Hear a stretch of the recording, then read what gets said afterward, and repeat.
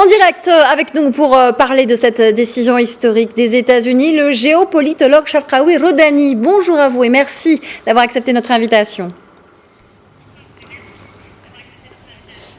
Bonjour madame.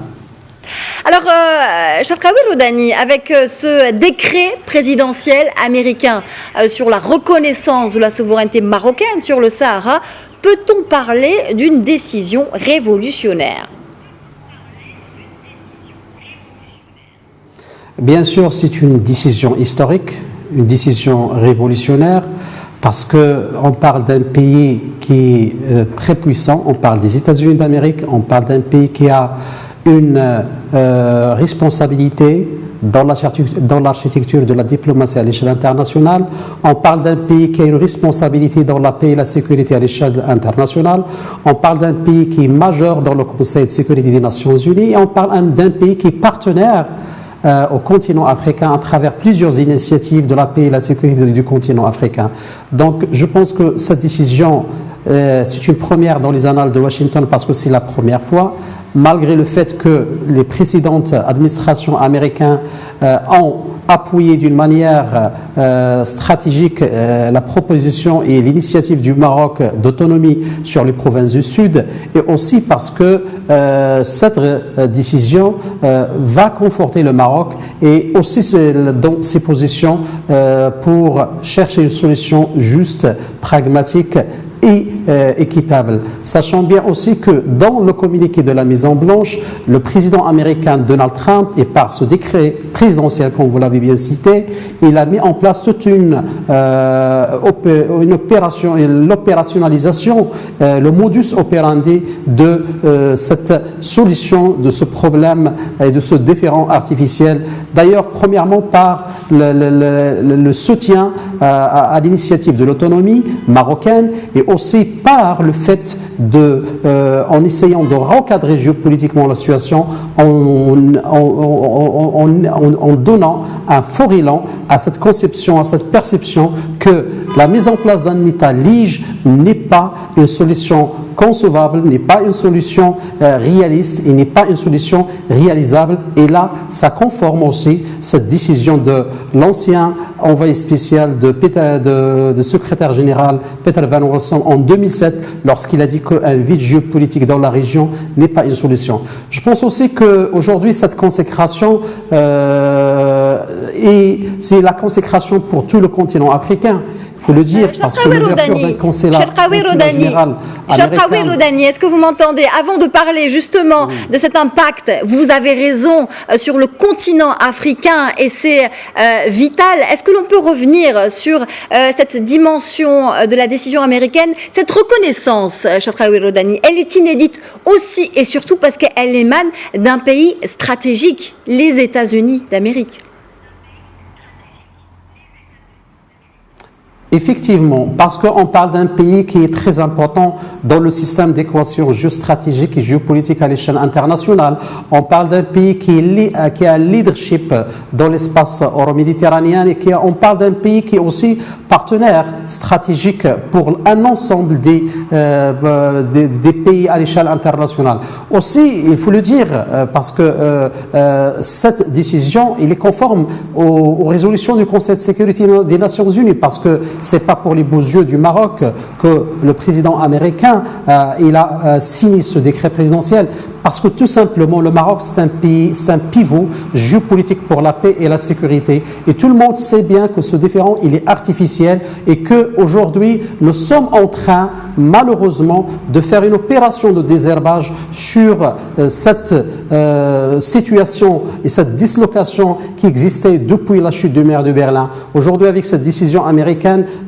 il y a un recadrage de la situation, un recadrage géopolitique, car un conflit artificiel qui a un impact majeur sur la sécurité et la paix dans la région et la sous-région peut vraiment dégénérer en une situation explosive, comme pourrait être le cas par exemple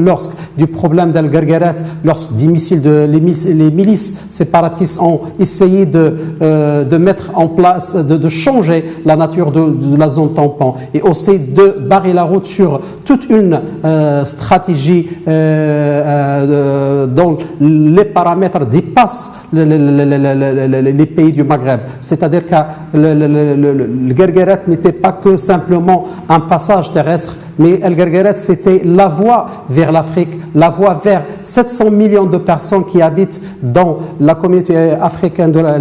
communément appelée la CEDEAO. Et aussi parce que cette voie terrestre, c'est un paramètre dans les relations nord-sud et dans les relations sud-sud. Je pense aujourd'hui le Maroc, et à travers plusieurs initiatives qui ont été mises en place par Sa Majesté le roi Mohamed VI, à travers le nouveau modèle de développement économique, à travers des investissements colossaux qui dépassent les 9 milliards de dollars dans les provinces du Sud, on va voir une région très importante, une région d'influence stratégique économiquement parle. On parle d'une plateforme qui va relier l'Atlantique, les pays outre-Atlantiques avec l'Afrique. On va parler d'une paramétrisation des relations sud-sud et d'une paramétrisation des relations nord-sud. N'oublions pas aussi que la situation sécuritaire qui prime dans la bande saharo-saharienne c'est un défi majeur pour Washington et Rabat, parce que la montée fulgurante des attaques terroristes et l'implication de certains éléments du Polisario avec le groupe islamiste, l'État au Grand Sahara de Walid, Abu Adnan al-Sahraoui, reste aussi un défi majeur. Il peut provoquer vraiment une certaine situation qui pourrait vraiment nuire à la stabilité et à la paix, à la sécurité de l'ensemble des pays, notamment les pays de 3 frontières, et je parle de la région de l'Iptako-Gourma. Je pense qu'aujourd'hui, il y a une vision globale des États-Unis en mettant en place cette stratégie globale de résoudre ce différend artificiel, c'est de s'engager effectivement dans le développement du continent africain à travers cette plateforme que le Maroc est en train de mettre en place, à travers aussi ces initiatives de développement de cette ceinture économique stratégique qui va avancer dans l'espace et dans le temps vers la Mauritanie et vers d'autres pays de l'Afrique subsaharienne et du Sahel. Très bien. Avant de développer sur l'aspect économique, effectivement, on va en parler dans quelques instants. J'aimerais m'arrêter sur le moment choisi par Washington d'annoncer cette décision. Elle a choisi d'annoncer cette décision le jour de la célébration des Nations Unies de la Journée internationale des droits de l'homme. Bien, ce timing-là, il est très important parce qu'il reflète d'une manière très importante que toutes ces allégations mensongères qui ont visé le Maroc dans les provinces du Sud sur cette question-là sont des allégations mensongères et sont des allégations qui n'ont pas de place, qui sont mensongères. Donc je pense aujourd'hui que à travers cette décision et le timing de cette décision, il y a toute une vision et toute une architecture qui va en train de se mettre en place pour avancer dans une solution politique mutuellement acceptable, et aussi que les adversaires du Maroc, je parle de l'Algérie directement, il est maintenant demandé qu'il doit impliquer, donc qu'il doit un petit peu changer ce logiciel diplomatique et protocolaire, donc il doit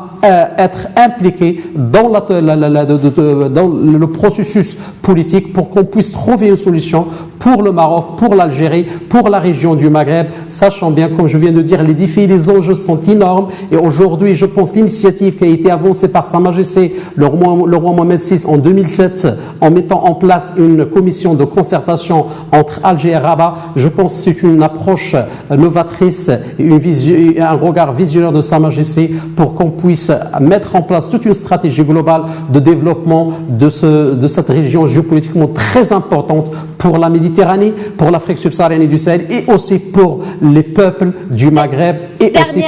pour la population africaine tout entière. D'accord, dernière question, Chatraoui Rodani. Avec cette reconnaissance, les États-Unis ouvrent, on l'a dit, dans la foulée, une mission économique à Dakhla. Parlez-nous aussi de cet aspect économique, un nouveau souffle à la dynamique du développement des provinces du Sud qui existe déjà. Je pense que cette décision aussi, donc comme je viens de vous dire que les États-Unis en allant vers cette décision de reconnaître à part entière, pleine et entière la Marocanité du Sahara, il y a une vision pragmatique de Washington, c'est de chercher de mettre en place toute une stratégie globale de co-développement avec le Maroc vers un engagement effectif vers le continent africain, sachant bien aujourd'hui qu'avec cette décision, ce jeu d'échecs dans certains problèmes que connaît l'Afrique va essayer, on va essayer de trouver une solution parce que n'oublions pas, il n'y a pas que le Polisario en tant que mouvement séparatiste en Afrique, il y a plus que 27 mouvements séparatistes et je pense que cette décision c'est un prélude vers l'intégration africaine, vers la normalisation entre les blocs qui jadis le bloc de Casablanca et le bloc de Monrovia, qui est enfin de trouver un terrain d'entente stratégique pour une intégration continentale. Je pense que cette décision va mettre en place toute une stratégie globale entre Washington et Rabat pour développer la région, les provinces du Sud, surtout avec la mise en place d'un consulat général. Et on sait par les investissements qui sont très importants. Je pense aussi que cette décision va permettre à plusieurs investissements directs étrangers d'être drainés dans les provinces du Sud et qui du va Maroc. booster l'économie locale, nationale et aussi de la région. Merci infiniment, Chatraoui Rodani, pour cette analyse pertinente. Je rappelle que vous étiez en direct avec nous depuis Rabat et que vous êtes spécialiste de ces questions et géopolitologue.